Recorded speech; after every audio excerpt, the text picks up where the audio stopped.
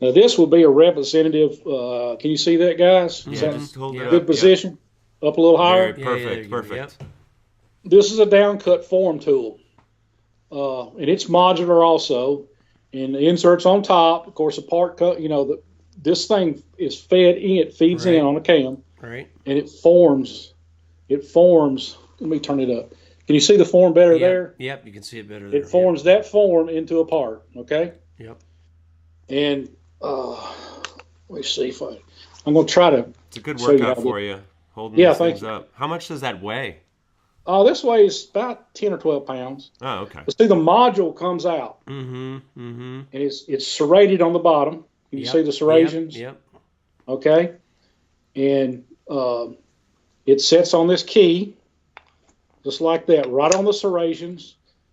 And those serrations are all wired in within 2/10. Okay.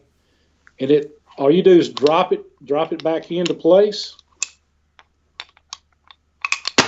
just like that. Well, I'm trying to do it where you can see it and hold it too. I know. And the drawbar is in the rear, and this drawbar pulls it up tight, and you're preset right back where you were. Cool. So I can change the insert.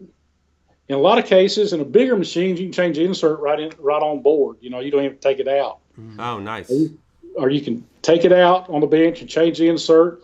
Or you could, when you're doing a changeover from part A to part B, then you take this module out, put the part number you're running in, lock it in, and it's preset. You don't have to move laterally up and down, in and out. It's already set. If you're running a bigger, like a larger diameter to a smaller diameter, we build all the reach into the tool itself. You don't have to adjust in, out, up, down, or side. No, in any way. It's already preset.